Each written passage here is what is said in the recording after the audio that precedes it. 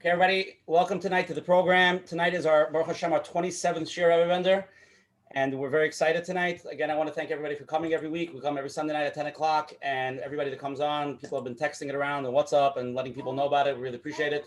Obviously, the more people know about it, the more chizuk we can give to Klal Yisrael and help people in these type of inyanim. Again, I want to thank all the advertising sponsors that that sponsor our program. For the advertising part, we have every week here the Lakewood Scoop always pushes our program here for the Lakewood Oilam. I want to thank Chazak, Rabbi Yanif, always helping us and being supportive. And I'd like to thank COL Live, Mrs. Mika Sofer, for always promoting us. And a special thank you to Chayla Kaufman and Shmuel Summer from JCN, the Jewish Content Network, for always promoting us across all the digital platforms. Next Sunday, we're going to have also an amazing program. We're having Rabbi Tzvi Gluck.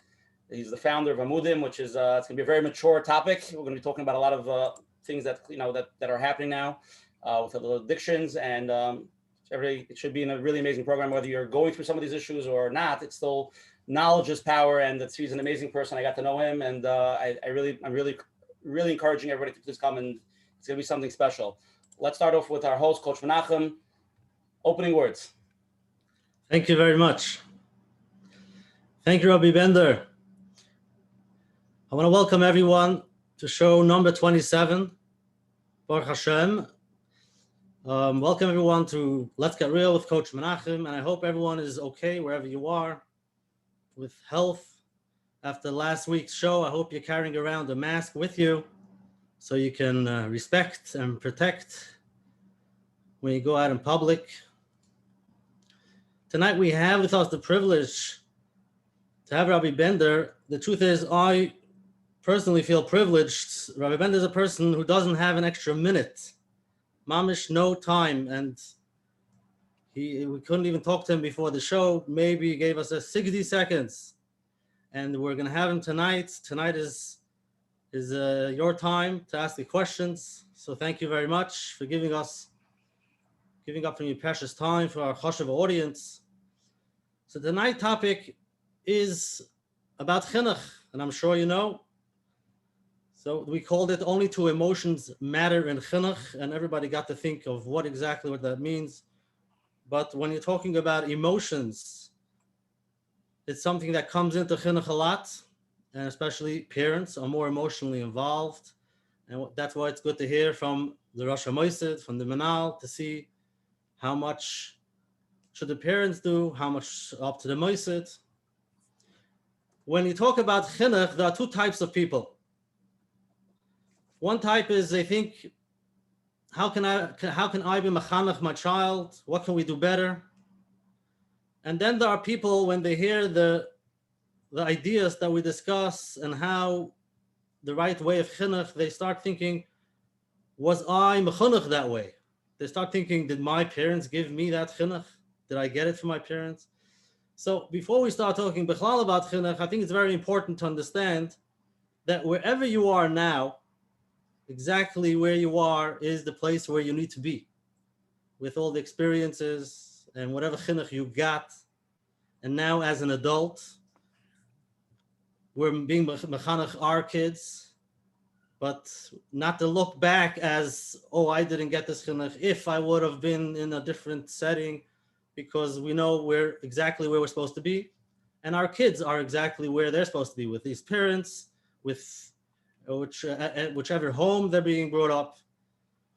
So hopefully tonight, in Mitzvah Hashem, we will get some clarity and you'll be able to ask your questions, and we'll be able to hear from Rabbi Bender, which has years and years of experience. And I think from all spectrums, from alle Seiten, Kanai Nahara. So thank you very much for being with us, and hopefully there'll be a big siyata d'shmaya and teyelis.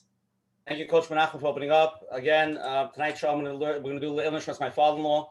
Tovi Ben Baruch Yosef, Le'il Nishmas, his neshama. And everybody's coming on, the hundreds of people. Hashem, Rabbi Bender will be here tonight. The chizuk you're going to give and the advice should be a chutz for him. And Hashem, this will be recorded and we'll send out the video. And the thousands of people that will watch it should be Le'il Nishmas, neshama.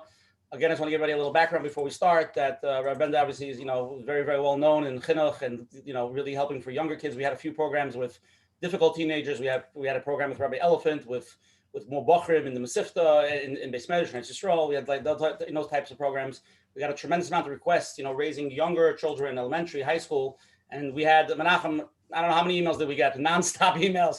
We kept on updating some of the questions. We kept on getting more and more, but there's tremendous amount of questions. Rabbi Bender's time is limited, so everybody here, we want it to be interactive. Rabbi Bender's going to open up for 10, 15 minutes, start up, but I want Rabbi Bender wants, and I want people to ask live questions. We have a tremendous amount. We can keep Rabbi Bender to 3 o'clock in the morning. So that's just with my pre-questions. So Rabbi Bender, the floor is yours. Okay, thank you very much. First of all, don't believe everything you just heard. It's a lot of PR. It's made all garnished, Rabbi. It's all garnished. Anyways, I want to add on I've yard my father tonight. My Fachav Beis Cheshvan 55 years ago. I was a young bacher, and my father was nifter suddenly of a heart attack. That maybe shaped a lot of my own feelings about Yisaimis, maybe because of that. I'm trying to work with them a little bit. Could be Ken Zayin, I'm not sure myself. But I went through my own tekufas. I went through a very hard tekufa. I was learning Philadelphia Yeshiva, and suddenly Shmuel Kamenetsky wakes me up in the morning, 55 years ago today, at 6:30 in the morning. He wakes me up. You got to go to New York. Your father is sick, and him and Rabbi Eliezer inside of Racha, Rabbi Shmuel, accompanied me to New York because they were Yedidim Ahuvim with my father, and accompanied me to New York to my father's levaya. They didn't tell me. They told me he was sick, so I was filmed that day. But et cetera, et cetera, et cetera. So it brings back memories. But my father was a Veltz Mechanech. He was way ahead of his times. In other words, the things were said before. Why wasn't the chinuch in my days? That's not even to talk about. Chinuch today is wonderful. I believe that. You know why it wasn't like that today? I got beat up. We got beaten up blue, Rabbi say. I was rather not a bad kid, and they beat up that much. But there was one Rebbe yeshiva that I learned in that everybody had to line up the first day. Everybody had to put their hand down on the desk. And the Rebbe had a big Zinta ruler, and he gave everybody a zetz with the ruler. And he told everybody, if you don't behave, it'll be a lot worse than this. This was the Baruch Haba of the Rebbe to the class. Imagine today you have bands of music playing. Today you have the Rebbe's giving out candies and toys and prizes and culture. In those days, a lot of them were Holocaust survivors. You can't blame them. Nebreza mentioned. A lot of them, the Shlomo became a Rebbe. Today, being a Rebbe is a big thing. People vie for jobs. For every job that opens up in yeshiva, there's 10 people applying. So you're getting the best of the best. But you as the parent have to advocate for your child. You have to. I want to tell you a story. When I became a Nal, I was 30 years old. Of the Dachit Torah, it was very tiny yeshiva that was really falling down, 100 kids, and they were trying to learn Yiddish, stuff now. And it didn't work out so well, but it was difficult. And I went around from Pesach till the summer. I visited 20 yeshivas. To get ideas what it's like to be on Holo, because I had been a Rebbe only that 1 year before. I became a Manal in the middle of the year for the coming year. So I didn't really have experience. I went seeing Manal. The one thing I heard from all the Manalim was parents, they're crazy. Parents are crazy. I can tell you now, 40 years later, parents are very normal. They're very healthy. The difference is they're talking about their child, and they know what's wrong with their child, and they come in to tell the Rebbe, and the Rebbe is not talking about their child. The Rebbe is talking about all the kids in his class. The Rebbe is right. He has 25 kids in his class. He can't make 25 individual sets of rules for 25 kids. But the parent is right. I want my kid to do better. Nothing wrong with that. You have to advocate for your child. So I think most Hanholas today, principals' doors are open. And you can talk to them, and you can get hold of the Rebbe, you can talk to them. I think most Rebbeim want to help today. So I think that's one thing. There's nothing wrong, and everybody here understanding you are allowed and you should advocate for your child. He's your child or your daughter. When I talk about boys, it's because that's my business. But of course, it goes for girls also. You have to advocate for your child, nothing wrong with it. And I think that's fine, chinuch. I think chinuch today, I want to tell you a nice story about my father, because you can't imagine, in those days, I just told you Akdama. I want to tell you a story. You know, the Mechanechim today would do that. I called it a very shiva call on the phone to somebody who lives in my neighborhood. He's a difficult person.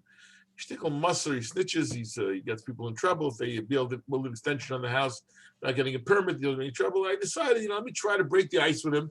And he hates the people in our community. Right? I live in a very beautiful community. I have a block, Rosh Yeshiva, Rabbanim. People are really, really wonderful.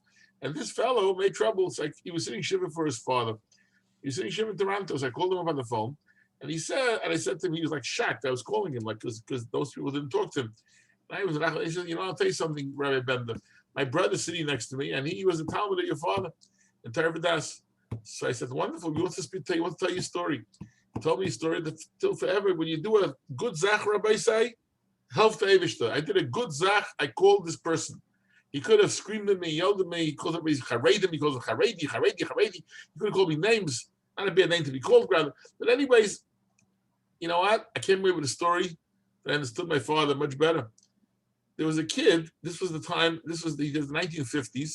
He says he was from a Hasidic background, but the parents only wanted the kids to go to college, weren't interested in anything else, but they went back to the Rebbe. So this kid, he says to me on the phone, I turned bar mitzvah. And my father wanted I should go to the Skver Rebbe, Muncie, the Friedrich Skver Rebbe, put on film over there. But the Skver Rebbe has a rule. The rule is you have to take a bald haircut, only the payas, and that's it. This kid had a tripkula kamashikasa, like all of us had in those days. You see the pictures of Shivas in Europe, come on. They had a big tripkula, and his father says, we're going to shave it all off. I said no, and he said yes. And you know what? I said no, he said yes, and no, and yes, no, and yes. And at the end, you know what happened? My father won. He took me by force. He shaved off my whole head. I went to the Skver Rebbe, I can care less. He says to me then at that point, today he's fine today. He says, I care less, but I was so angry. I came to yeshiva, and the kids all see me, and they go, "Hi, Baldy, Baldy." I came with a baseball hat, I put on my head, cover. I was staring like this, and I started crying. And kids can be very mean. Things in that way, things don't change. Kids can be very mean, and they're all making fun of me, and they're making fun of me. I'm crying in the corner by the door, and your father walks into the hallway. In those days, they were afraid of them. Now, they went scatting, they ran away. He says, your father saw me. He says, Chaim, come into my office. His Chaim into his office. His Chaim, cool down, stop crying. I want to tell you a story. He says he took me around to his side of the desk, and he put me right here next to me. To go on the other side of the desk in those days, impossible. Put me right here, and he turns to me and he says to me, "I know what happened, Chaim. You have to go to the Rebbe. You have to take a haircut, right?" He says, "Yeah. Look at me. I'm bald." He says, "My father took off his yarmulke like this. He went like this. And he says, look at me." He says, "Chaim, look at me. What do you see?" So this Chaim says, he started giggling and laughing. "I see, Rabbi Bender, that..." "God, say it," Rabbi Bender said to him. "Say it. You're bald." I said, "So are you." There's one big difference, he told him. Mine is never growing back. Yours is growing back. Changed my life. My life changed at that point. I said, I'm walking out there. I'm going to tell those boys where they can get off, etc., etc., etc. End of the story. Rebbeim today, I like that. Rebbeim do today. We had COVID now. She was closed for 3 months. We were closed. It was impossible. Rabbis came to the houses delivering sheets and delivering booklets for Shabbos. Today's Rebbeim are wonderful. That doesn't mean you can't talk to them. You can certainly talk to them. Rebbeim today are really, really wonderful people. And so are you as parents. It's hard. The sad part is, it is the most difficult kufa to raise children since I'm in the business. I can tell you that. Technology has destroyed learning to a large degree. We're on technology right now. You would think, well, I'm talking about technology, and we're on technology. Zoom, I think, was very helpful. I don't go through all machlekes last year. Yeah, no, Zoom, no. I'll tell you that. Some people have changed their minds now. I don't understand what was wrong with Zoom, but I'm not going to go into that machlekes right now. Lamai said, save the learning. We were really learning the shivas from after Pesach till the summer. It went very well. But technology, where a kid can go on and do whatever he wants, Rahman al-Islam. This is one area you can't compromise with your kids. You have to find an eitzah, how to get around the situation with your kids. You really cannot compromise with your children on that. But overall, yeah, wonderful Rebbe. That's my akdama. Now we can talk, you can scream and yell, whatever you want to say tonight, gesundheit, I have no problem. But you have to go in with the essence that most, I would say 80 to 90% of Rebbeim and teachers and moras are wonderful. Work with them. Even if it means coming up to them, telling them, Rebbeim make mistakes. They can make a mistake. A Rebbe will give a punch sometimes. It's not a crime. Okay, people want to get a Rebbe arrested today if you hit somebody. Hey, come back to my days in yeshiva. I have a cousin, did not learn in the yeshiva that I learned in, whose brothers are all very chashuv family. There's 345 people on here right now. I just looked at the bottom. I'm telling you, 300 of you know the name of his family. One of them you don't know because he went to certain yeshiva, and his words to me, I used to go learn mishnayos with him in his office. Very wealthy man, went off to derech, of course. He says, my Rebbe in the 4th grade bugged me. I came home and I told my parents, I'm not going back to yeshiva. In those days, he didn't go back to school. It was the late 1940s. He was much older than me. He says, late 1940s, and he says, he didn't go back to school. They arrested you as a truant. You weren't allowed to be. Today, they arrest 3/4 of the world. But they arrested him as a truant. So he went to public school and he married Shiksa, second marriage. So that was bad in those days. Today, a Rebbe can make a mistake. It's not the end of the world. But the Rebbeim are wonderful. So advocate for them. Rebbeim will work with you. They're wonderful. Pay them well, the Rebbeim. Pay them well. We don't pay them enough. That's the problem. We paid them enough so they could just, not too much chas v'shalom, so they could be able to take all the government programs. That's our goal in the yeshiva world today, to pay them not too much chas v'shalom, pay them so they can apply for food stamps and for whatever is Medicaid and alle gute Sachen. Come on, pay them $150,000 a year. You won't have to get online and lie about his income. Come on, come on, take care of him. Okay, I'm off. Rabashu takes over. Yes, okay, Rabbi Bender, that was unbelievable. That was a great opening. The Olam was the ones that attack you, so we're going to do it slow, okay? Can you handle it tonight? I can try. Okay, let's start off with Paul. I'll give you a 2-minute break if you want to take a break. No, I'm all right. Okay, I'm okay now. We're going to ask the Olam questions, and I want everybody to answer it. It's anonymous, so let's get into it. First question: how is your relationship currently with your child? Four choices: very good / close, moody relationship, has ups and downs. Choice number 3, mostly negative, or choice number 4, I have no relationship with my child. That's the first question. Second child: do you have chinuch questions that you have been wanting to ask but haven't? Yes, no, or C, I'm not sure. So 2 questions. Everybody, please vote anonymously. Nobody knows the answers. Nobody could see it. Rabbi Bender, you could see the answers. Now nobody else can see it until I share it. So I'm just letting you know. It's very interesting to see. Okay, very good. Okay, let's go, everybody. How close is your relationship with your child? Let's wait for 5 seconds. 5, 4, 3, 2. Let's wait for 50%. Okay, here we go.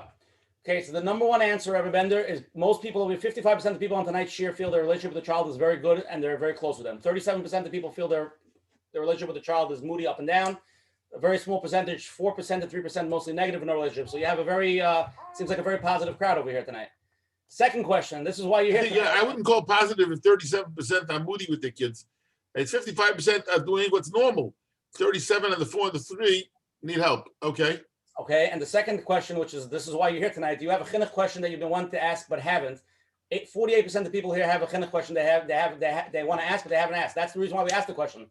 Rabbi Bender's here, so all those people that answer that, now's the time to ask it. 26% of people say no. They came in just to say hello to us, and the 26% are just not sure. They're just confused. So just interesting to see. Okay, we have a bunch of questions. I'll start with that. Again, anybody wants to ask a live question, they go first. So please text me, Asher Barnes, on the chat, and we'll put it through to Rabbi Bender, ask live. Rabbi Bender wants live questions, and we'll start off with some questions that we got already. Rabbi Bender, let's go. The first question: there's a boy. There is one boy in my son's class that his parents get him all the gadgets that he wants. He's very up to date clothing. He's a snazzy, sticky kid. He pulls down the whole ruchnius of the class. What is the right approach to deal with this with my kid?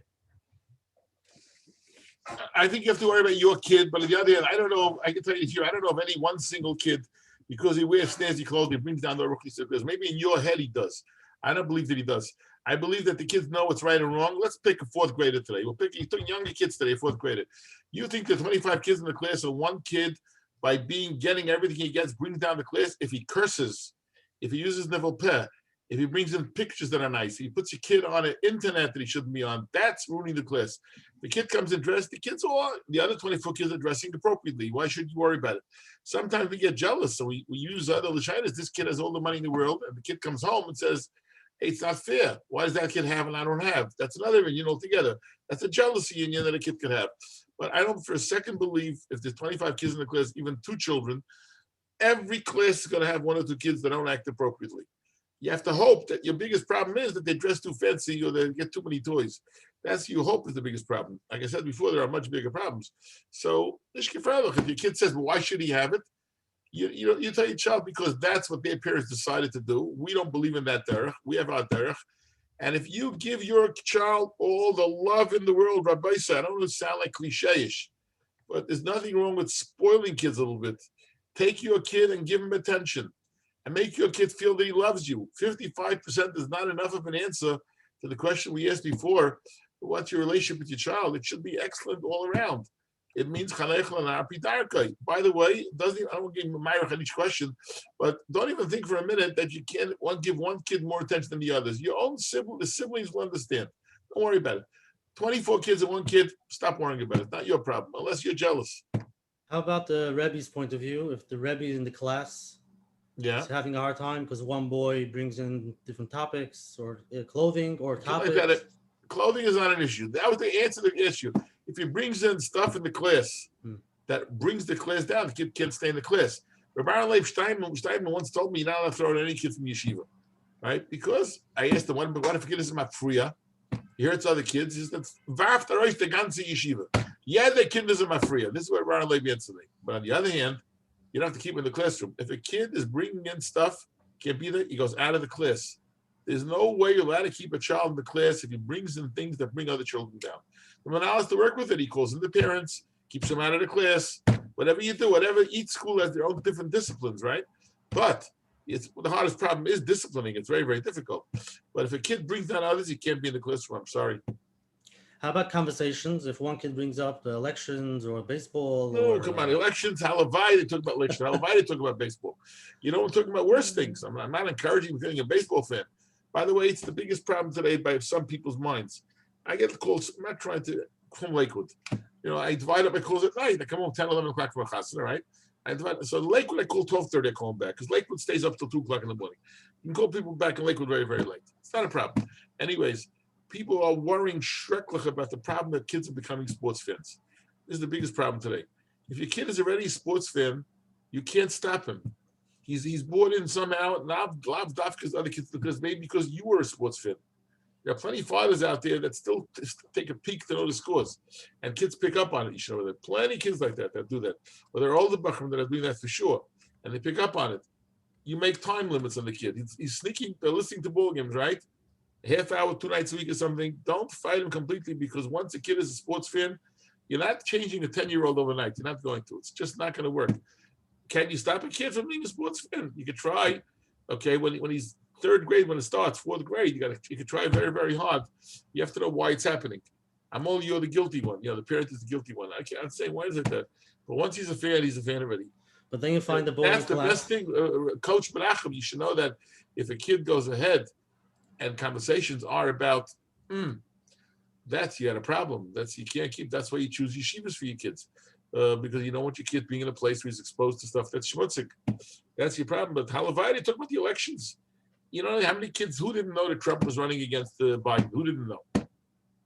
Well, come on, who are we kidding?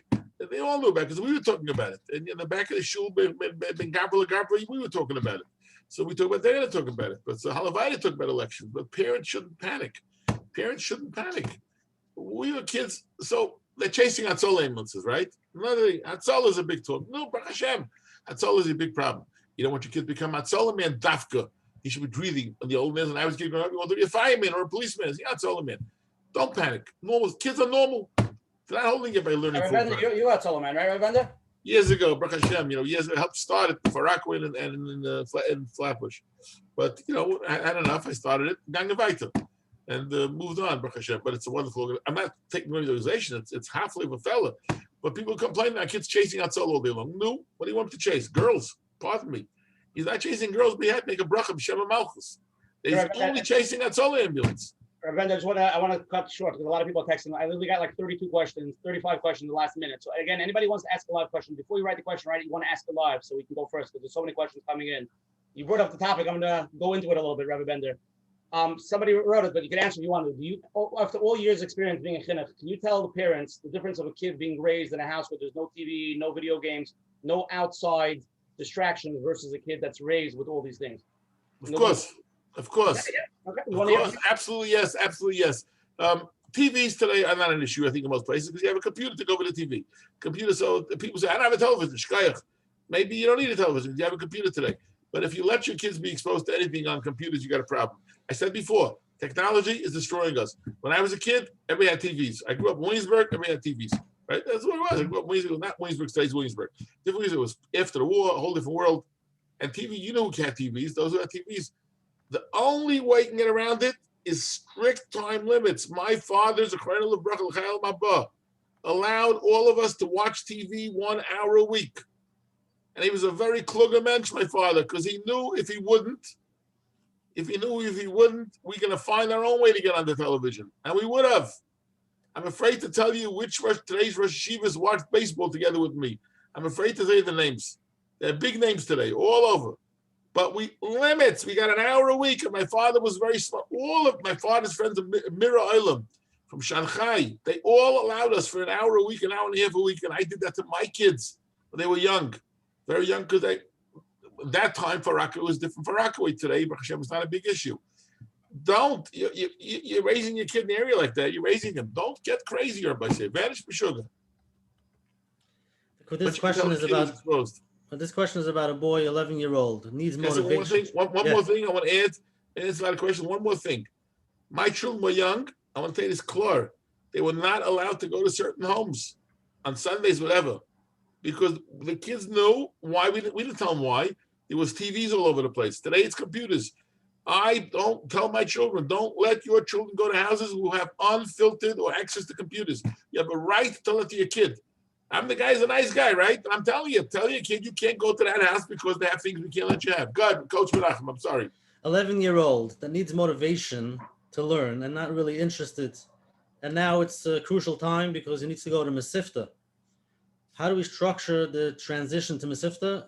And Bichlal, how do we motivate a boy that's not interested? You got it. The only way you can really motivate, 11-year-old is still far away from 11-year-old is 6th grader. Okay, 12-year-old is 7th grader, 13-year-old is 8th grader, finishing 8th will be 14. That's today's pretty much the kitza. The only way you can motivate is make it enjoyable for him. You can't do it in the way that you're making it tough on him. Contests and things as such. Don't force your kid to learn with you, because I would say close to 80% of kids can't stand learning with their fathers because their fathers are trying to make them what they weren't. And they know that, the kids. You can't do that. Don't make them learn. Get an outsider to learn. Get a big brother for him. Get an outsider. Take him to Geshmak Zachen. There's a shtibel near me, or a Katzer shtibel in my neighborhood. The whole world is coming to learn there. The kids are coming at night to learn there. 6th graders, 7th graders, 8th graders. The SIF to learn their own Mekaymis already. Why are they coming there? Because there's candy there's junk over there what parents don't give to their kids. You got to make it exciting for a kid to want to learn. If a kid enjoys learning on his own, there's 20, 30% like that who enjoy learning on their own.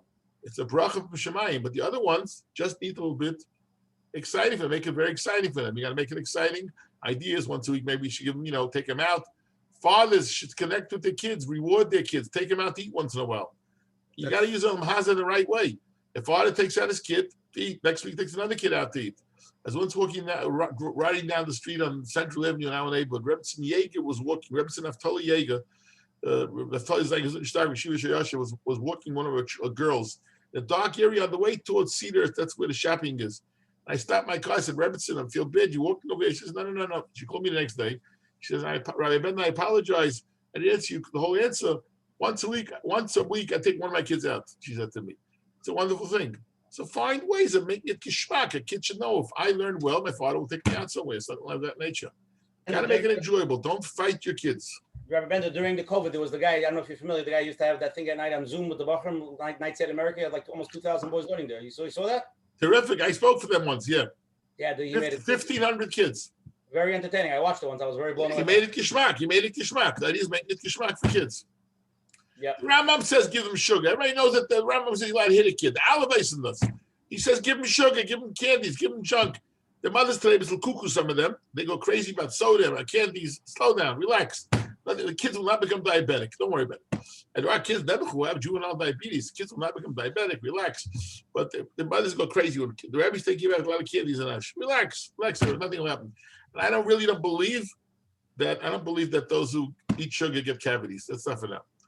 I think if you have genetically bad teeth, the good thing is nothing to do with candy. But go ahead, let's go right. Okay, this is a controversial question, but we're getting quite a few of this like this. I'm going to ask it in a roundabout, more holistic. We always raise our kids. I mean, we try to raise our kids always to do the right thing, always to listen to what's right, what's wrong, right? Emma's mentioned. Now with everything that's been going on, and I'm not talking about your specific issue, but in general, Meisters, with the COVID, opening, not opening, under the table, what do we feel? The question is that the right way to teach our kids that at certain times we don't listen, or roundabout types of ways, which is like sort of showing them that we don't have to be very, very, very good question. We all, as Hanholas, all had this problem this year. And generally speaking, you should never lie. Lying is the worst thing. Kids will learn how to lie, learn how to cheat and steal. So lying is a very big thing to give your kids. But this year we had a problem. So you have to find an answer to explain to your kids that we believe maybe the government is doing things that are really not so helpful to us Yidden. And therefore, we're doing things. Is it a good idea to hang up signs in the building? We're learning with the dreidels. Yeah, but you can't. I don't think the comparison is a fair comparison. Right? People said that today. There's mamish no different. It's shmad. It's shmad. We had a governor that has difficult rules, Governor Cuomo, right? You think shmad was his idea? Certainly not. I don't believe it for a second. It's narishkeit. You can't compare it to. But for us, it is shmad if kids stop learning. Rabbi say there are kids now that are off the derech. I spoke to Al Kiel for a long time about this. You know, there are bachrim that went off the derech because they wanted the streets for too long. So for us, kids have to hear we have to find every way of getting our kids back into yeshivas, because if not, it's going to hurt kids. Kids in Kriya, I made now a new curriculum now in yeshiva. I told them in Allo, the younger divisions, you must spend 15, 20 minutes every day on Kriya in grades 1, 2, and 3, because kids forget how to read. And that's a problem. So kids should know we felt that we had to do something to get you back into yeshiva, even though it doesn't sound so kosher. Kids can understand that, but that's a decision that had to be made. There was a major conversation. David Feinstein decided to Kaddish Livracha. There was a major conversation of the Rosh Yeshivas of Terem Besaira. It's called Vad Rosh Yeshivas of Terem Besaira, and it's supposed to be on that conversation.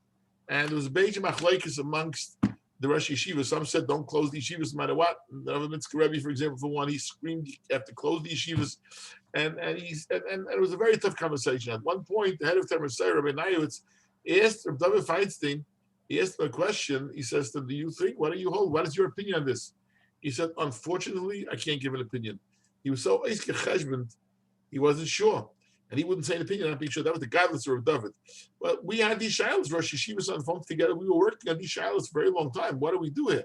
Do we close? Do we not close? It's not easy. The kids could know that. Kids could know there's a deal. The deal is, yeah, no, yeah. It's not so pushy. Next question is from a principal. He knows that he's a teacher that has a personality clash with a Talmud, and it's not going down the right direction.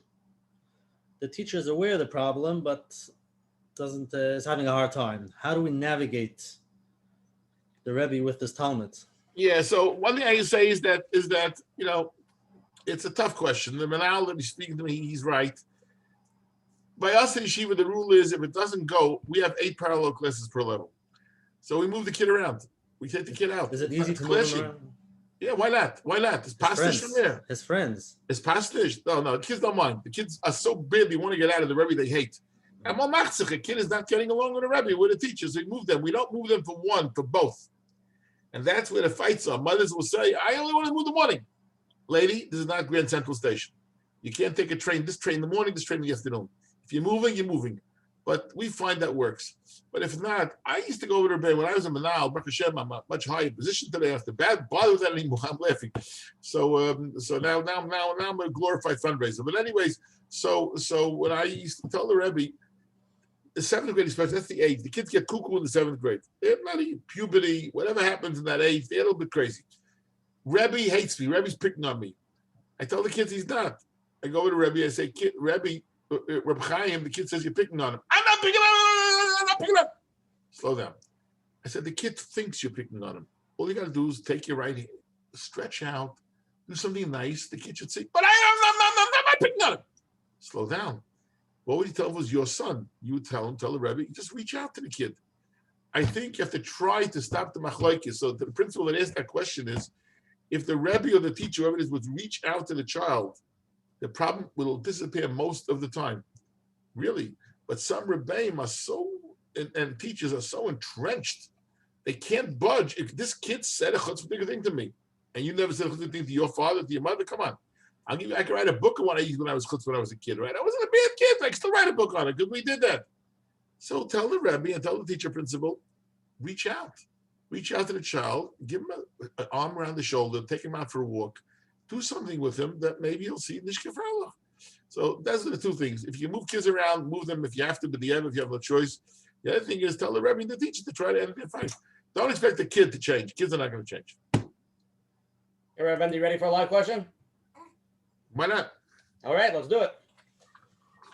Hello, you're on. Hello. Yes, hi, Rabbi Bender.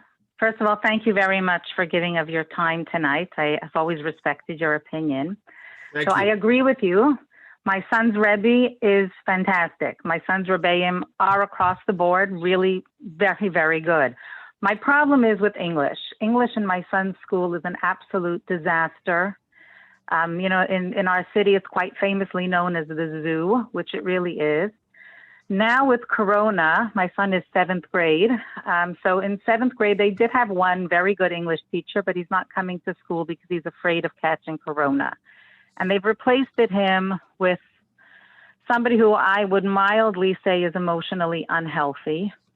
So it's really a disaster. And a lot of parents have been calling myself or my husband to let us know that our son is being harassed and picked on by the teacher. And this goes on day after day.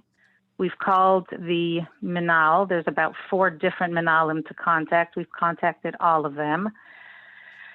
We're at the point where my son comes home every day so frustrated and in pain from what he's experiencing, and the whole class, listening to how the teacher talks to them, and they're not really learning. It's really just very sad. So my question to you is, what am I allowed to do in order to protect my kid? At this point, I really feel, and I see that the Hanhala, they're not firing the teacher. They're not going in there and correcting the situation. What am I allowed to do in order to protect my child? Okay, so first of all, I obviously can't solve the whole world's problems. It's not shaykh, this problem one I can't solve. I can't do it. There's nothing I can do about it. But I would tell you that rather than leaving, I would take my kid home for the rest of the year and homeschool him for English. You can't leave your kid in a matzav of keres and wildness. We think she's being picked on. You can't leave him there the whole year. Maybe you're not home. Maybe you're working. You're teaching. That's most Yiddish families today. So I did try to do that, and the Hanhala was furious. One parent actually dismissed her son every day, and the Hanhala came down very hard and said, if you take your kid out, you take your kid out of our school, for the whole day. The Hanhala is being terribly unfair. They're wrong, the Hanhala. They're taking it personally. I'm sorry. He is. Well, there's a relationship here between the English principal and the main principal. It is a problem.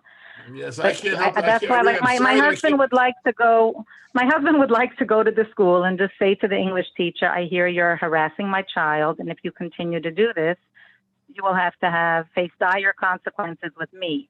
And I feel like then my husband's bullying the bully, but my husband says there's not many options right now. That option is certainly not good. I mean, the option of going in and bullying the bully is not a good idea. But I can't answer the issue. I'm disappointed in Hanhala. Hanhala knows what's going on. They should not force a kid to be in school then. Half the school might stay home. It's too bad. But you can't let a kid suffer like the consequences. You just said, the words you used was that the teacher is emotionally not stable, whatever the word was, correct?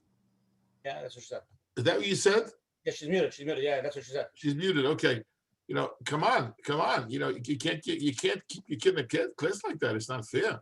Now I feel that I can help you. Move to Far Rockaway. I know we're a bummy neighborhood, and we try to help kids like that. I know we're bad people. We have a solid English department, by the way.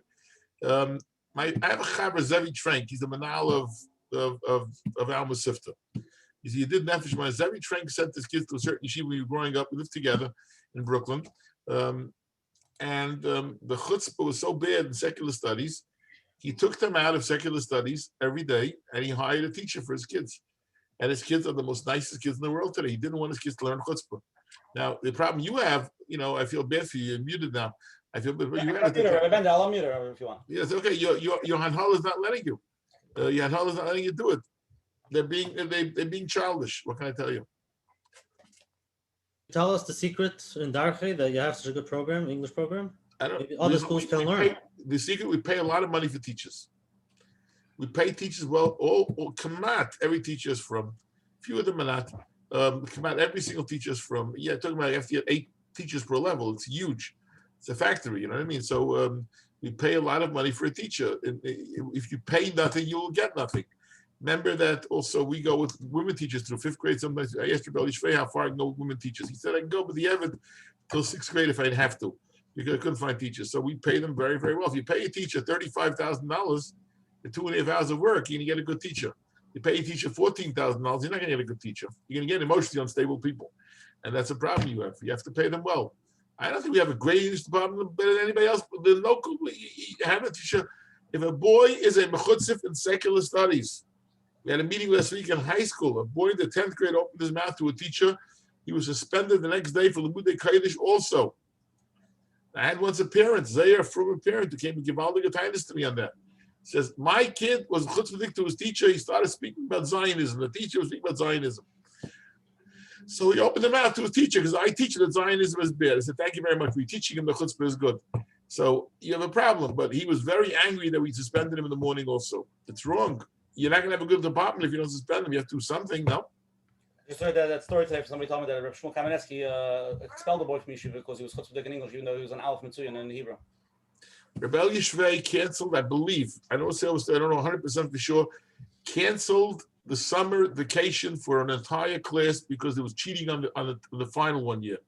They had to all come back during Bein Hazmanim, month of Av, and learn secular studies. Rebel Yishvei, and Rebel Yishvei certainly was an Erlich Yid. Rabbi Bender, we have a lot of questions coming in, a lot of different topics. Can we try to cover some more? You ready? Now, whatever you want, I'm here, no problem.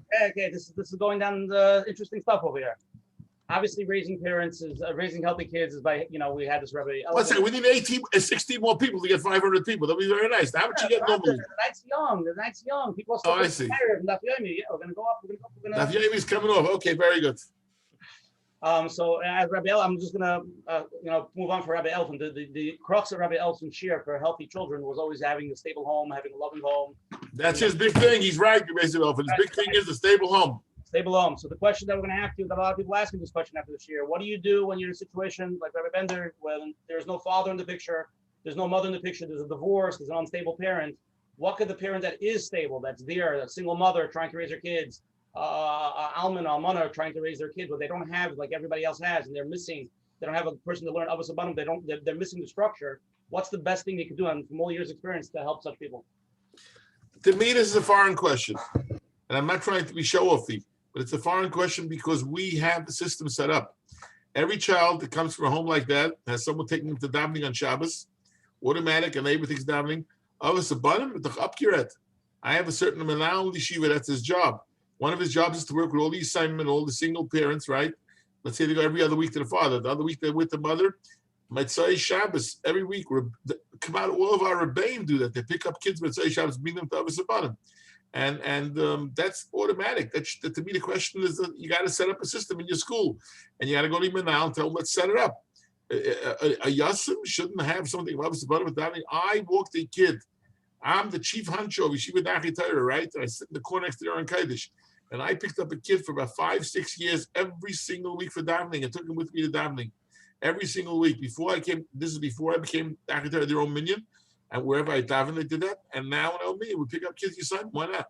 So you got to set up a system. That should never be with a woman that's a single parent, should never, ever be in a matzav like that.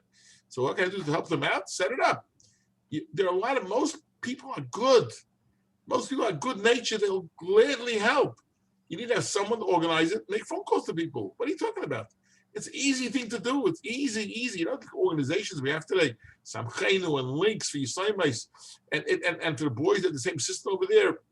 It's unbelievable today. And sister to sister for the divorcees. This to do today. There's eights to do today. Come on. So now to a general question. How do you instill in your children a personal connection with learning? And not like everybody is learning, so you have to do it. This is what we're doing in class, and you have to shtel too. A similar question that you asked earlier. How do you motivate a kid? You're asking, right? Why is this different, Coach Menachem? Why is this different than the other question? I guess maybe it's more of a Rebbe's point of view. The kid in the class is tuned out. He's not a good Rebbe knows today how to tune in the kids. He really does. There are kids who are schwach, who are problematic. There are kids, I'm not saying, but I would say 90% of the kids a good Rebbe could take care of. And really, if the kid feels like a failure, is schwache boy in the class? So yeah, that's a very shiloh. When the kid is a schwache cup and he gets a lousy mark every week on his test. I return every single test from grade 6 through 11, right? I return every test paper. How do I do that? It's a massive job. I go around, Tuesdays, about 4 hours on it, I return every paper.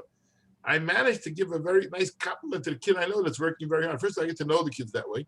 I know the children that way because I'm returning all the test papers, right? It's something I got to work very fast. But I throw in a good word. The Rebbe has to raise the mark of that kid. What's the shiloh with that? You can't let a kid get a 43 on a test if the kid doesn't work. If the kid doesn't work and puts in no effort. I know there are many schools now that are putting on report cards, effort for each mark. Not only effort on the bottom, the overall shkida. A lot of schools are doing that today because you want to show if the kid is gaining effort, give it to him and raise his mark. You got to raise his mark. What's the shaila? A kid, if the tests were not made to show the Chazayin Ish, no kid ever walked away when he gave Bechinas in Bnei Brak 60 years ago, 70 years ago rather.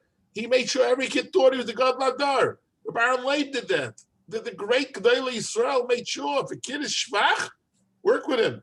Now, if the kid is taka nebuch, very, very shvach, week after week, you pull him aside. Let's say he's a 7th grader, right? You're responsible for these 10 lines of the Gemara privately, and you mark the paper based on those questions and that. There's a lot of eights to do, but some people are OCD, and it has to be the whole paper or nothing. I went to the Maisa many, many, many years ago, a Rebbe marked by numbers, the average the test always. He came to me after 4 weeks, beginning of the year, said, Chaim, can I nicht? What should I do? So I took Chaim in my office, I bribed him, whatever I did to him, and he aced every test, the next 9 tests. And after 13 tests came the report card, the kid got a 78 in report card. The last 9 tests were hundreds. So the kid comes crying to me, what happened? I went to the Rebbe, he says, I made the average. The Rebbe was, pardon me, Rebbe without seichel. You came to me, we turned the kid around. Most Rebbeim are not like that today. The Rebbeim are wonderful today. Take those 4 marks and flush them out. Goodbye, Charlie. And now you have only 9 good papers, give him 100 if you want. Our job on Bechinas and on tests is to make the kid think he's great, not that he's a dummy. Do they accept it? Do they accept? That Rebbe didn't. No, that Rebbe was already old-time Rebbe. I wasn't going to change him. No, but my question is, the child accepts it. Oh, yes. The kids want to get good marks. Absolutely, yes. You think if the kid that's getting 40s on tests doesn't know, he's dumb. He doesn't know he's got problems. He knows. But if you're going to add some numbers, why would it help him? Because he gives him chizik, he can do better. What are you talking about? Make him study on one part of the test. You have to find any way to mechazik the kid. Where the kid doesn't want to work and is not working dafka, I don't care. I don't have to worry about that kid right now. If the kid shows you effort, he wants to do well, work with him. A lot of kids are not happy only if they get above 100. There are people like that. And by the way, I went back, I had a murder story last year. There was a boy in the yeshiva that was caught cheating on a test. And it hit me. I spoke to the kid. I said, what happened? You get 90s. My father, he said, I have to get 100. I remember his older brother was the same way.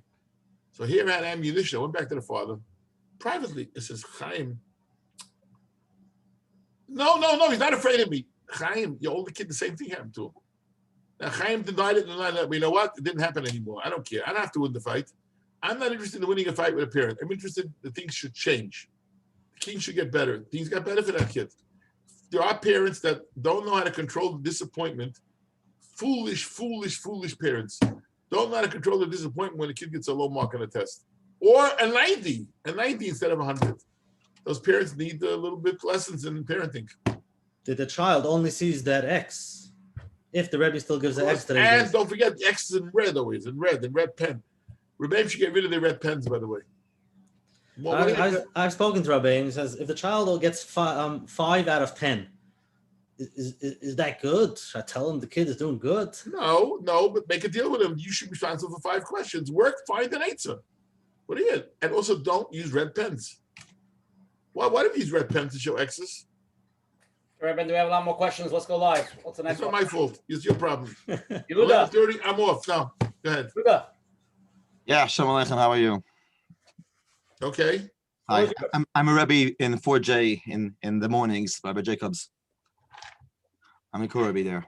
But in the afternoons, I teach in yeshiva in Brooklyn, English, 4th grade. And the thing is, I have a kid in my class. He's a very bright kid, Baruch Hashem, Leon Har. And Kenan Har, he's very smart, does his work. He tries to do his work, but he doesn't have zitzlish, to say the least. He can't sit. That's what it is. So the problem is he disrupts class a lot. And plus his father is administrator. So I'm playing in a very thin line. On one hand, I need law and order in the afternoon in my class. I want to have the kids listening and doing instruction. Meanwhile, this kid's playing around. I have also a discipline system in my class, but this kid really went beyond the discipline system. I have to send to the principal. I don't have a choice anymore. But meanwhile, I can't talk to the father because he's an administrator. So what do I do? One thing, nobody on here, in this show over here, whatever you would call it, is able to answer individual questions about individual kids. We're talking general. This is general. It's General a very- picture. Let's say in in general, if you have a kid that's misbehaving, I would try to, if he's a good boy and he means well, I would find him jobs, send them out of the room. These kids need to get out of the room. They got to get out of the room. They can't sit anymore. They can't sit. Most kids can't sit. It's a miracle that they sit as long as they sit. So I would try to find them jobs, work to do, things that I can give them. Show if you continue, not in front of the class. In other words, to tell him you're being rewarded when he's not behaving, but privately, you tell him if you see he's bouncy, send him out. Send him to go somewhere for 5 minutes. Take a breather. Do you ever try that? Do you ever try giving him a breather for 5 minutes? More recently I've sent him on errands here and there. That should help. And actually it helps a little bit. The problem will be if other kids get jealous. That's the problem. That's exactly the problem. So you have to figure out what do I do with other kids? I also want to go. So the thing you can do is take a break for yourself and send 25 kids on an errand. It'll be very, very good. You can sit there, relax for a few minutes. No, seriously speaking, you got to find ages for each kid how to do it a little bit. I find letting them out for a few minutes. I don't know. Could you sit for a half hour in a class where somebody else is teaching and you hate the class? It's also hard for an adult to do that, right? So, but it's individual questions. All right, I got to know the kid. It's very hard. It's really hard to answer that over here. All right, Bender, we have more. Let's go. Next live one. Go. 1 second, Rabbi Bender. Hi, thank you. Could you hear me? Yep, I'm trying. Yep. Okay, thank you so much. What would you say when a child has no interest in going to school and says, I'm not going to school? Like the 4th grade age. He's just why is he not going to school? He's just upset and he's not going to school. He's doing well. He's learning well. He has friends. He's not the most popular, but he has friends, but he's not going to school. I'm going to say something that's really, really, most principals will say I'm wrong. And they're going to have kindness on me for saying this. There are kids like that. I think you got to be able to make a deal with him. I'll give you a day off today, but you got to go for the next week. You can't take a day off. You have to go. But then the other kids start. I tried that once, but the other kids start. Other kids are like, well, I don't want to. Your own kids at home, you mean? What? Your own children at home? I'm saying my own children, when they hear one child say, I don't want to go to school, then, and if he gets to have a day off, then the other kid says, well, I want a day off too. It depends if they're doing well, the kids. Nothing wrong explaining to the kids. I, as a mother, have to do things for certain kids different ways. If the other kids are happy in school, for example, we found out now, if the COVID-19, how many kids really love school. When schools reopened, we had a big problem in our neighborhood. They closed us down, right? They closed the whole community. The kids were going crazy. They wanted to go to yeshiva. So most kids, I think, will understand that your own children, let's say you have 4 or 5 kids the same, in elementary school, right? And you gave one of them a day off. So you might give another one a day off. It's not the end of the world. It's not the end of the world. It's challenging, but I find that works. Davening, we go crazy with our kids. We make them go davening 6th grade now, right? 6th grade, they got to daven a minyan yeshiva, yeah? Again, I'm not talking dafka to your question, but you have kids who have davening issues, right? They got to get up. These days, they got to get up before 7 and come home at 7 o'clock at night. It's really a very hard day for kids. Very, very difficult day for kids. Some kids won't get out of bed. I find it works like magic. You want to offer davening today? Fine. You're davening Yechid, 6th grader today. I'm not precarious, by the way. You're davening at home, nothing will happen, and then the kids will go happily. I think you got to find a way of being nice to him where he'll really appreciate it. Again, I can't deal with all your kids at home. That's your problem, Baruch Hashem, not mine. But seriously, I think there's nothing wrong with being nice to the kid. And the kid doesn't want to go to school, whatever the reason is. You want to win the war. You lose a battle.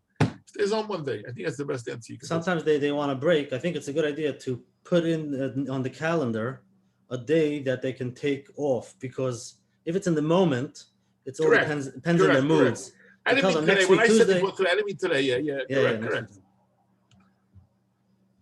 Okay, Rabbi Bender, you ready for the next one? You try. Here we go. Shalom, Rabbi Bender. Thank you for taking your time. Question: a 6-year-old. You are related to my old Yedid Reb Shia, though? Can't be. Nephew. We grew up together. In the mountains in Woodridge, New York. Okay, go ahead. Okay, 6-year-old boy. It's obviously my specific question, but it could be a general question. Sweet, wonderful boy, good relationship. Good relationship. Recently becoming more irritable, and when you ask him to do basic, tasks, clean up, pick up your Lego, clean up after yourself, it becomes a whole tantrum. Is it worth it to continue pushing him at this point, or is it something that, wait till he gets older? Oh, it's worth doing something. You make a deal with him. Today I'll leave you alone, but tomorrow I'll take care of it. That's the best way to do it. He doesn't want to clean up today. I'm saying today clean up, tomorrow I'll let you not clean up. But that same type of deals you can make. A 6-year-old should not be hard. I think you as the father would take him out one day for pizza, right? And tell him, let's talk and try to figure out what's making him irritable. You can do that. If you make one-on-one time with kids, you can discover a lot of wonderful, wonderful things with kids. You can find that a 6-year-old kid should not be hard to reach. Right. But I would not push it too hard.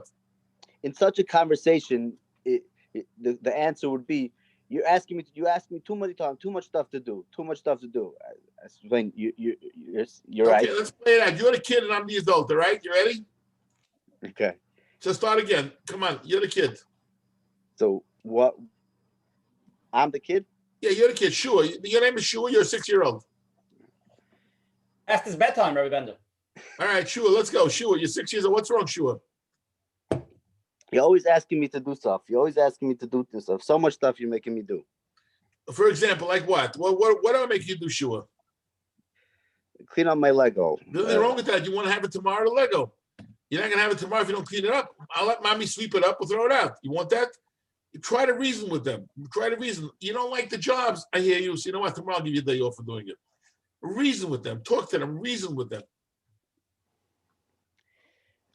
So I guess if there's a tantrum, you can't reason with them, right? No. Stay away from tantrums. By the way, if you stay away from a tantrum, it'll go away. Tantrums go away after 10, 15 minutes. You know that, right? Yeah. They don't last forever, most kids. Mm-hmm. Can't panic on a tantrum either.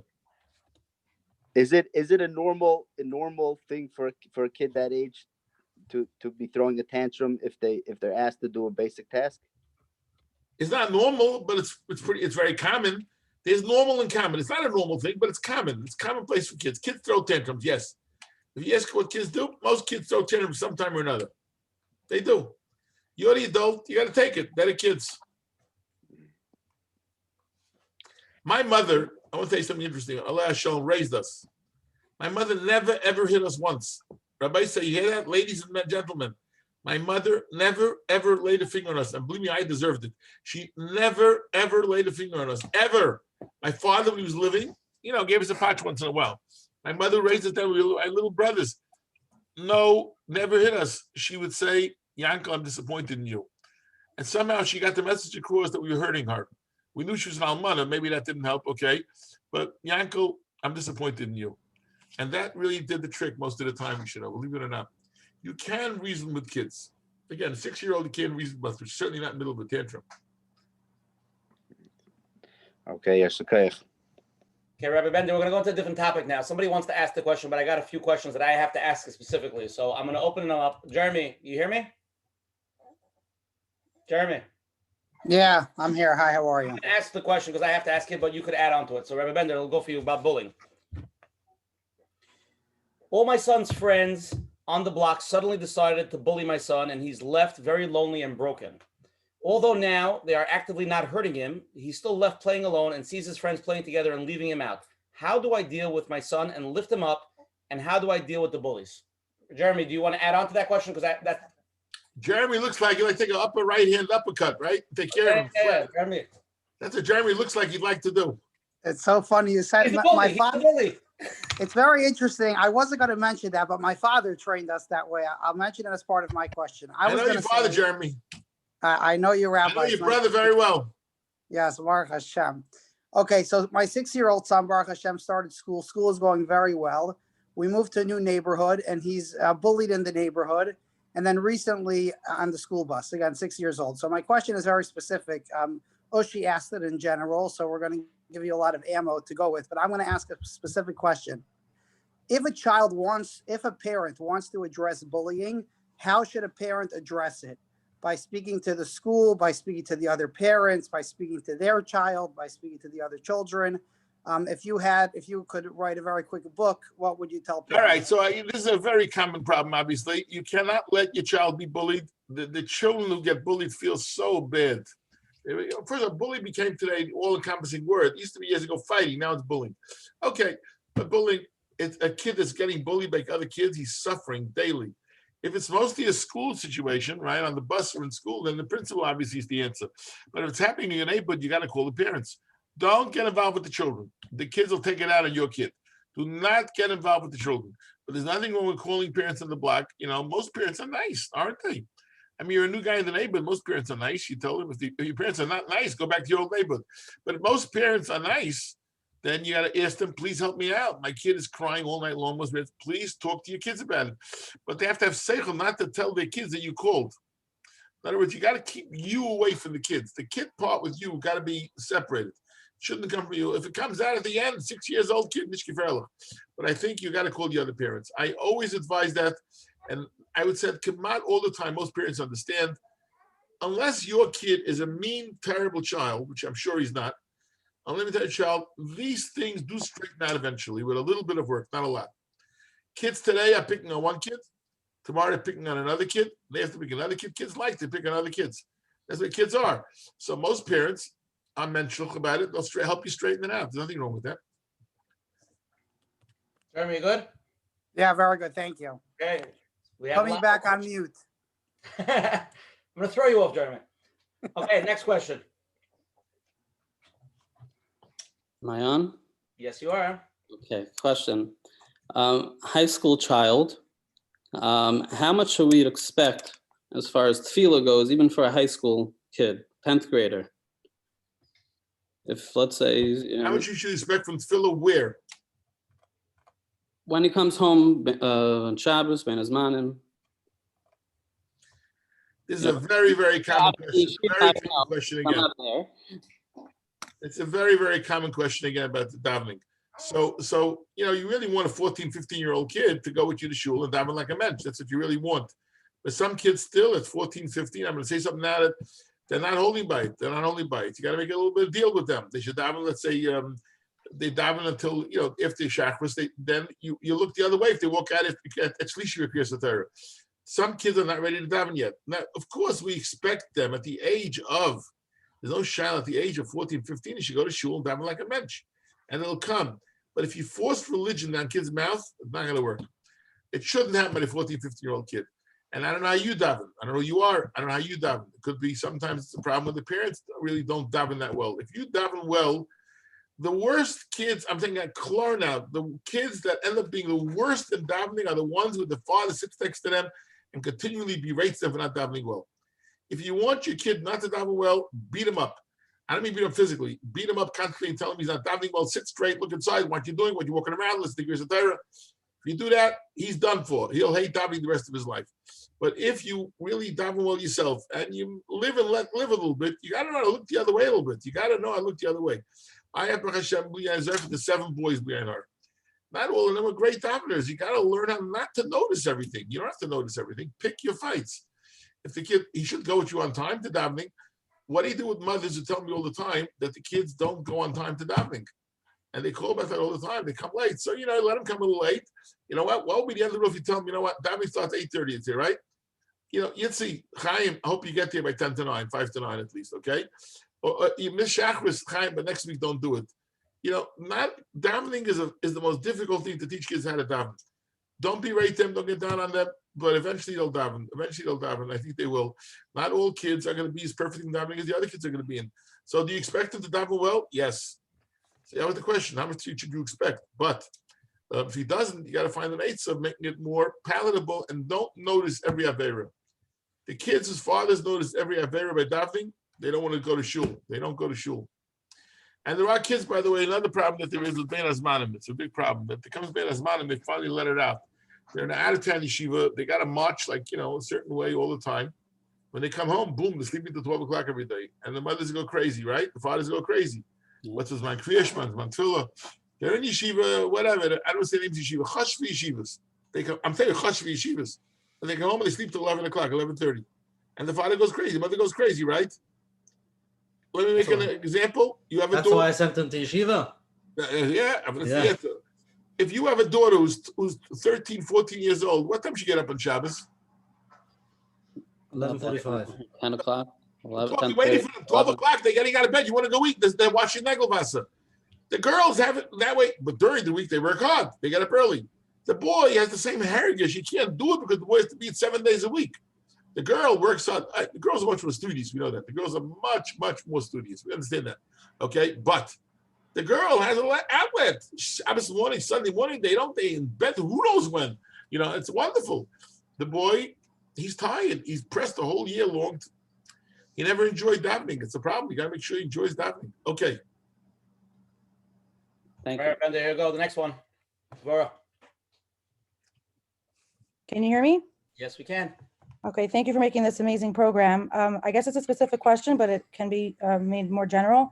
I have a 4-year-old daughter. She's my oldest, and she asks a lot of very, I guess, deep hashkafa kinds of questions that I could tell worry her. A lot of Hashem questions. Why does he do this? Why does he do that? Why do Goyim do this? Why do Yidden do this? Like, and I have a million examples of this. So my question is, she's only 4, so I know she's really very young to intellectually understand the answer. So am I supposed to address them, or should I just kind of, you know? I think you should tell them not to worry. I don't know what the questions are. You know, I know what the questions are, but a 4-year-old asking questions like that, okay, a little bit hard. She's anxious, clearly anxious girl. And you got to de-anxiety her a little bit, de-anxiety her. I don't know if you're an anxious person, your husband's an anxious person. Normally anxiety runs in families. When parents are anxious, kids are anxious. This kid is an anxious child. You got to make everything light. Don't worry about it. Hashem loves you. Kids have an image in their heads. Hashem is, I'm sorry, I got to say this. He's this big, bad man looking to punish everybody. That's what kids think. Right. Hashem loves you. He doesn't want you to be unhappy or sad. Hashem loves you. Why do bad things happen sometimes? We don't know the answers. But it's very important to start right at the basic fundamental. A kid should have a heritage that Hashem loves them. I think that's a very, very important thing. Right. They shouldn't think that Hashem hates them. And a 4-year-old, if complains about something, buy her a slice of pizza. So I don't have to worry that, like, absolutely not. But try to make some anxiety for whatever it is in her life, not necessarily her hashkafa, because she's obviously too young. You try to make her less anxious. Right. She's an anxious girl. She shouldn't be anxious.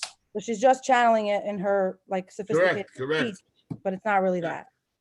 I once had a mother years ago that complained bitterly about Akedas Yitzchak. Is right again. You know, I hear the argument. It's if the Rebbe's going to teach Akedas Yitzchak that Avram took his sword to chop Yitzchak's head off, etc., etc., etc., kids are going to have a bad example. You have to teach Akedah. The Rebbe that teaches this last week's parasha, Parashat Shavua, last week's parasha, needs tremendous sensitivity on a Rebbe and a Morah's part. Tremendous sensitivity. We want our kids to grow up normal, not anxious. So if they ask you questions, don't worry about nothing. Don't worry, Hashem loves you. Let's move on. Right. She said, like, do you not like all these questions? Is it okay that I ask these questions? Because she knows she has a lot to say. Let her ask. I said the questions are great. I always have an answer, but put her at ease. What? Let her ask, but put her at ease. Okay, Rabbi Bender, you ready for the next one? We have a lot more people coming in now. Okay, somebody was about to ask. They probably got disconnected, but I actually have another question I want to get to. Okay, it's a general question. I'm sure a lot of people have it in different ages, but let's use a 11-year-old for example. When a child starts telling you, tell a child, put away your dishes, come home at 9 o'clock, and the child just flat out tells you no and doesn't listen. What's the mahal for the parent? You know, you told me young kids today. Okay, 11-year-olds are teenagers. You know, already teenagers. It's a girl, right? A girl, right? Make it a girl. We can make it a boy if it makes a difference. 11-year-old kids don't say no. They go out to play ball. They you know, girls are much more, much more intense. I said, there's girls and boys at that age, 11, 12-year-olds, they change very, very dramatically. No, let's talk about a 13, 14-year-old. Let's move it up a little bit. Right. You got to sit with, I hold you have to try everything with goodness. You have to try with everybody a little bit, you know, in a good oifen. You have to try as best you can to try to figure out why the kid is saying no. You have to get to the bottom of it. There are times for therapy, by the way. You know, therapists today are very good. A lot of young therapists in Lakewood and Borough Park and Flatbush, there are a lot of young people out there that can really help you. Some kids need it. You know, this 6-year-old kid, Mrs. Rosen's, whatever, Mrs. DeBoer or something, we asked the question before about a 4-year-old kid. This kid might need therapy eventually. If she sticks to our questions constantly, there's something scaring her. I want the interesting story for a minute, okay? I'll go back to the no kid in a minute. You know, I had a machinic fear of sudden death. I talked to my father at night, 10:30 at night, Chaf Aleph, Chaf Beis Cheshvan. Mamish tonight, I talked to him, wow, it's 11 o'clock now, 10:30 at night. I went to sleep 11 o'clock because in Philadelphia, you went to sleep when you were told to go to sleep. And I got up in the morning, Shmuel woke me up, and my father is dead. I had a gewaltige fear of sudden death. My older sister, Rabbi Chaim Epstein's wife, when she was sick, at one point that happened, we all happened to be around the bed, with 6 children all together, and we all figured out that we all have a fear of sudden death we didn't know. And I spoke to a psychologist in Lakewood, a terrific one, Mrs. Kozlowitz. She's a terrific lady. She comes to Links yesterday, shidduch with her daughter, graduate mishpacha of mine. I spoke to her. She told me, and I really should go to her. She told me in 3 weeks' time she could clear up. I'm not going to go to lady psychologist at this stage of my life, but I'm just saying she could have cleared up that evening for me. It would have been very good if somebody had told me after I turned 15. Well, I'm not going to talk to my mother about those things, right? That you can clear it up. There's nothing wrong. Your father died suddenly. Of course, you have a fear of death. But you got to someone had to get me to open up and talk about it. And get my sisters, plural, to open up, and my brothers to open up. We all had the same fear of sudden death. So there's nothing wrong with therapy sometimes. If this 4-year-old who asks a lot of questions about Hashem and so on, by the time she's 7 or 8, you may need some therapy. So nothing wrong. A kid says, no, I won't do. Why is he spiting his parents? His father said do something, mother said do it, right? There's something going on. You got to get to the bottom of it. A kid shouldn't say no. The kid's gonna come back tomorrow for $2 in the morning to buy a soda, right? The kid doesn't want to be told, if you say no to me, I'm not buying you. So nothing wrong with the father saying that. Got to find out what's the root cause of the problem. All right, Bender, we have more live. Okay, you're on. Hi. Hear you. Okay, great. So the question is that you've done everything to create a value of menschlichkeit in your home, and your kid is the one calling the other kid the idiot. So the parent calls you, the Rebbe calls you, and they say your kid is, quote unquote, the bully. So how do you address it with your child? The Rebbe said what? Your kid is what? Your kid is being mean. He's being the, quote unquote, bully. You have to punish the child. There is chayv ha'inish in this world. You have to punish the child. I don't know how you punish your children, but if your kid is being mean, there's no excuse for that whatsoever. You're hurting somebody. There's nothing wrong with drilling them. Chumash Bereshis, by the way, there's so many examples of midah, Sefer HaYashar. I would use the parsha. You can't let your kid get away with being, I got a bad call. You're the bully. No, the other kids start up with me. But it happens too many times. There's 10 kids that say you're starting up with them. At home, you're doing it to your own brothers and sisters. There's nothing wrong with punishing them. How do you punish? I'm not getting into that tonight. Everybody got to do the punishment side of work for themselves. But you got to punish a child. You can't let a kid be mean. Rabbi Bender, next one. Okay, you're on.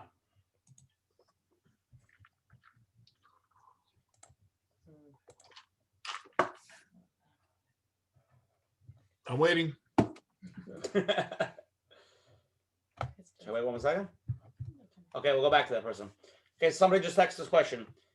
Rabbi Bender, let's talk about a little bit about your school. You have the extracurriculums, right? Can you explain to some people, because a lot of people in Lakewood or other places have a small school and it's very, it is what it is and you fit into that little box. Can you explain a little bit about, I don't talk about Darche, but just in general, how your school works with the extracurricular curriculum with special Depends what. We have a strong resource center for the Shvacha kids. Okay. It needs a lot of people. I think 1 out of 4 boys, if I would need to have help, that's extracurricular. I think you have to have programs, we said before, for the kids with single parent homes. You have to have that. You have to have availability for them to play ball. It's very important that kids get exercise and get out and play ball. It's very, very important. Very important they should have recess. That's not extracurricular. That's a normal thing. In the high school, we have woodworking for them, for the kids who can't learn well.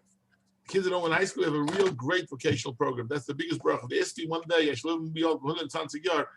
The extracurricular, we have it now. It's so good, the vocational program, that a lot of the Aleph Plus kids want to take the program. That's great, which I always wanted. I didn't want the kids to think they're the dummies. Right now, let's say in the carpentry shop, right, where the kids are building all kinds of great things, I have kids who have become exquisite carpenters. I'm making a lot of money. I have a kid who was an 8th grade seeing a psychiatrist twice a week. He's today a plumber with 4 kids, Baruch Hashem, and he's robbing everybody. He comes to the house and charges $100 to say hello. As a plumber, like any other plumber. He's making $250,000 a year right now. I don't mean robbing, I'm joking around now. He learned plumbing in yeshiva. I have a lot of kids. Did you see, by the way, a lot of the shuls in COVID brought in this big plastic thing by Balkaria on one side of the plastic, and the guy got the aliyah on the other side. You saw it in a lot of shuls, no? Yes. You know what I'm talking about? It came on wheels. This was made by one of the kids he made it. He made a company. He made a fortune. It's not a big thing that he invented this thing. It comes on wheels, a bar, right, with a plastic. He made it. He figured out extracurricular. You've got to give high school kids extracurricular. You can't put them all in the same cookie cutter. So the vocational program is the biggest thing we have. Tremendous. This year, we're teaching how to become a chef, culinary. And they make, you know what a good chef makes today? A lot of money. Now they have to learn. They come and say black hat, white shirt in the morning. They go to class and they learn. They got to learn and learn secular studies at night. But we're giving them something they can have their outlet. If they're extracurricular, that's gewaldig. Resource room is very, very important. Let a kid have his outlet. The kid who gets those 40s we spoke about before. Let him excel in some area. Why not? Come on. What do you do with the Olive Plus, Olive boys? You let them? First of all, we finish Masechtas and we give tremendous prize of finishing Masechtas. And we offer, by the way, but the Shvacha kids finish Megillah and Titus. I would say last year we had a big Dorfal. The big year was always Kiddushin. We have 300 boys in high school, right? We would have had 220, 230 boys finishing Kiddushin, and then COVID-19 came, right after Purim, so that was a big clap, but we try to give those kids who can't finish classes where they learn other Masechtas. You can have the same feeling. This Maharavna, by the way, program is spectacular. Maharavna program is being run, by Rabbi Newman. It's a marvelous program, where the kids finish in Masechta and so on and so forth. I think for the girls, they should make sewing classes for the girls. We're not even talking about girls tonight. We're talking about boys all night tonight. Girls are a different world. But when a girl feels like when she doesn't do well in school, girls are studious. When a girl doesn't do well in school, come on, they feel terrible. There should be programs for them. There should be programs, 100%. Rabbi, let's go back to more live question. I have so many lined up over here. Let's see how many more we could do. You're on. YE. Yes, I'm a doctor parent, Joseph Engelson. I think Rosh Yeshiva is time for. Actually, you have to a little louder. I'm sorry, I didn't hear you. What? My name is Joseph Engelson. I'm a doctor parent. I thank the Rosh Yeshiva for taking the time. Okay. I have a question about what to say to a child when a child says that his friends are doing something and the parents do not agree, and he says that he feels left out, and he's even shepherd that the kids say, well, your parents don't let your child do X, Y, or Z. Is he the only kid in the class like that? No, but his friends do things that nothing ever happened to a child. If he says I'll shepherd a little bit, they'll go away eventually. Nothing ever happens to a child when a parent feels says left out, so he's feeling bad and left out that he can't join in whatever they're doing. Again, see what?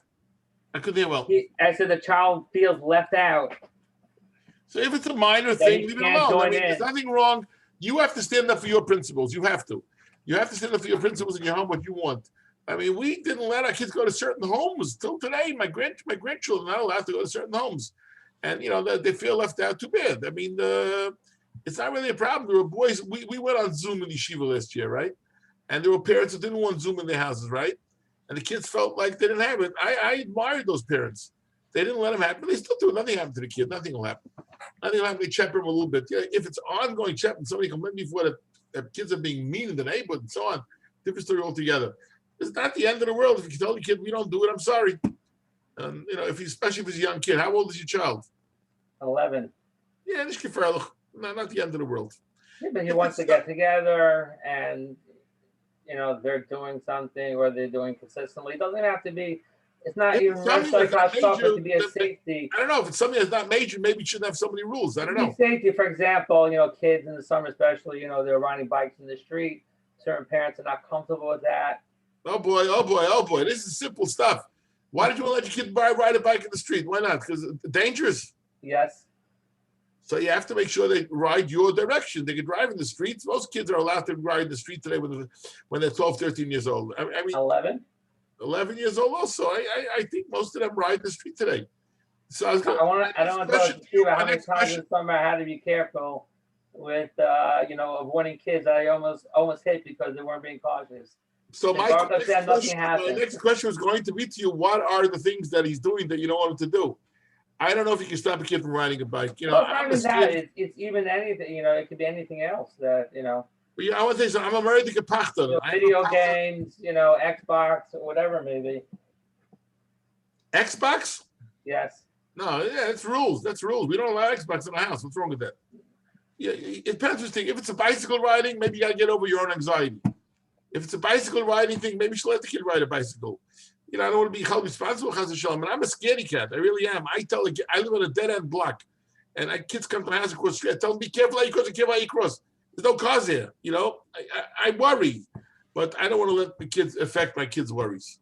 Okay, Rabbi Bender, I have a question over here. It's like a follow-up a little bit on this, but I have a lot of live questions, so I'm going to try to cover as much as possible if you have time. Okay? 11:30, you said, right?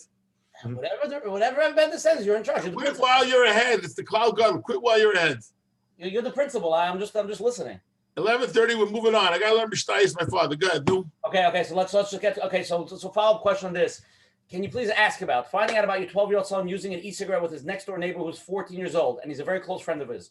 Do I come down hard on him, or I just make believe I don't see it? But the biggest problem is I feel he's sneaking behind my back. The biggest problem is what? He feels that he's doing it and sneaking behind his back. I think you have to tell him he can't do it. Is certain things you got to stick with the other way. I think on an e-cig, absolutely not. You cannot do it b'shum oifim. Pick your fight, but that's a fight to pick. 100%. Depends what they are. I don't think they are. If a kid is not diving that well, be careful. But if a kid is using an e-cig, goodbye, Charlie. Let's try to take 2 more live questions, then we'll go to the closing. Okay, Rabbi Bender? Shimon, you're on. Yeah, if you discipline the child, you mechanech your child, and through anger, and then you regret it, and you want to apologize, but you want to keep the message there. How do you do that? Do you do that, and how do you do it? No, you don't have to. If he was wrong, you don't have to apologize. But if he brought out the anger, our job is to bring out the best in our kids, right? That's our job. A Rebbe, a teacher, a parent, bring out the best in kids. If we're going to continue to bring out the worst in kids, then you should apologize. Now, the idea is really to bring out the best. So if a kid has an anger issue, needs to have help. Anger will not go away so fast. You can't just open up themselves to Sharim, Sharakai. You can't just do that. It won't work. You might need a little bit of help. It could be a little bit of help. But what if the parent did it out of anger? Then you apologize. Of course you apologize. But you want to keep the message there. You want to apologize, but you want to make sure. Don't get angry it's your fault. Don't get angry next time. I'm sorry. I think that our biggest problem is, what was the problem? We were in yeshiva with kids and we got rabbis to slap us around. They had a fight with his wife and they beat us up. There's nothing wrong if a Rebbe would say, Hindi muchan b'zum, the kindness is going to habanim, or a father, that's fine. But if out of anger you have a problem, you should have gotten angry. You can't get angry with your kid. You're the adult. Rabbi Bender, one more live question, then we'll go to the closing if that's okay. I want to finish on Bizman. Hello, Sam? Yes, hi. You're the final live question. My question is, I have a 3-year-old and he doesn't want to go to sleep. Keep him coming out from the crib. What should I do? Coming out from the room. Sam, you're the wrong business. You're wrong business, Sam. Give it to your wife. I want to tell you a story. One time my wife had to go out of the house. And to me, the women are the heroes. They really are. I think we men underestimate what the women do for us on a daily basis. Some of us found out during COVID-19 because we were home from work, et cetera, et cetera. We found out a little bit. I say this story all the time. My wife is a gewaldige mechanecha. She's terrific. She's superb. She raised my kids. I had nothing to do with it, really. I mean, I was a good guy, but I was nothing to do with it, really. So one time when David was 8, Maishi was 6, Avram was 4, and Tzvi was 2. Tzvi's manal today, bro. You don't like it. We have 4 kids, and my wife, she didn't trust me, my wife. She gave me a list of each kid when they go to bed and what they eat, exactly what they like to eat. And I had to follow those directions exactly. And I know my wife is coming home and I better do the right thing. And I follow directions, but when I have to get him into bed, forget about it. Yes, Sam, I couldn't get him into bed. No way, no how, no way. Finally, at one point at 7:30, 8 o'clock, I said to my kids, if you don't get into bed, I'm telling mommy on you. And then I said, oi, what did I just say? You know what? They went scuttling into bed. You know, they have a system, the ladies. Stay out of it. No, the Sam is not for you getting your kid into bed. You're going to spoil them rotten if you put them into bed. Bender, you answered the question somebody else asked me. Somebody else, he said he knows all your children. He said each one is a gem. What's Rabbi Bender's trick? So I said, yeah, right, they're not the gems. I'll tell the guy to call me now. They're okay, at this stage in life, maybe, they get older. They have jobs, they have wives, they have kids. We ain't horror. Let's go to closing, Rabbi Bender. I'll just say closing words to Rabbi Bender. I know you want to finish on time. First, I want to thank Rabbi Yaakov Bender for coming on tonight. Being mechazik. There was literally hundreds and hundreds of people here, Rabbi Bender, and thousands. We went over 500, so it's fine. And thousands of people watch it, and it was tremendous chizik. I feel like we touched on a lot. There's so many more questions that we didn't get to. So Rabbi Bender, I'll come back. I really will. I'll come back one day. 2021, you available? Yeah, you're very funny. I think 2020 is such a bad year. I heard people are changing their addresses. That's 2020. They're changing their license plates. Okay, tonight again shows I learned to learn my father-in-law, Tovia ben Rabbi Chesed. What was your father's name, Rabbi Bender? David ben Arav Avram. David ben Avram. Neshama should have a big aliyah for being mechazik so many people tonight. And Neshama should have a tremendous aliyah from this. Again, next week we're going to have an amazing program. Rabbi Tzvi Galak from Amud is going to come on, discuss some mature topics. It's going to be an amazing. He's a good man. He's a very good man. He's an amazing person. I spent an hour, 2 hours with him on the phone, and I'm Baruch Hashem not really so involved in it, but to hear what's going on, just the awareness is very, very important for people to know. A lot of things are changing also. A lot of laws are changing now. New Jersey laws are changing, and we really have to know what's going on out there and have to know what the kids have access to and how to deal with it. And he's an amazing person. When people that I told is coming on, I got texts from the guy saved my life. People text me. So again, please tell everybody about it and please come on next week. Again, everything is recorded tonight. It'll be available on menachembernfeld.com. If you have any questions, please email Coach Menachem at Gmail. Rabbi Bender will forward you all thousands of emails. Rabbi Bender will answer every single one within 5 minutes. I'm just joking. Tonight's share number 27. It's all going to be recorded. If you want to listen to it on the phone, the phone number is 732-924-8464. Again, a special thank you for all the advertising people, Lakewood Scoop, Chazak, CO Live, and a special thank you to Chayla Kaufman and Shmuel Summer from JCN. Coach Menachem, closing words. Wow, thank you very much, Baruch Hashem. A lot of information, a lot of questions. And thank you again for your time. And hopefully we'll finish. But I just want to mention that a lot of what we discussed is obviously very logical. And it makes sense when you hear it. But when it actually comes to the Maisa, it doesn't plan out the same way, you know? Like, we're all human. And we have our own things to work on. Correct. Yeah, I always mention this. By the way, we didn't talk about one thing. Tefillah does work. Tefillah does work. The women daven, they're davening somehow. It reaches up there, really. Tefillah does work. You're right. It's not easy. I gave answers that are logical. Yeah, no, 100%. I just have to leave the oilam with to understand that these are steps, and avada, there are courses, and there are books, and something you have to learn. And if you feel you have to do it right away, you have to tell your kid right away, probably it's coming from an emotional thing inside of you. If you can wait a few minutes and see how to do it. But again, it's work, but it's good to know what the goal is. And, the main thing is to have the connection. And like I mentioned last time, to be able to listen to the child. You want the child to talk, you want him to open up. And we are very solution oriented. The child comes with a problem, we say, okay, so do this. You have a cut, take a Band-Aid. What's the big deal? We have solutions for everything. But if you're coming with a solution, sometimes we miss the boat because they need a little bit of the connection to be able to open up.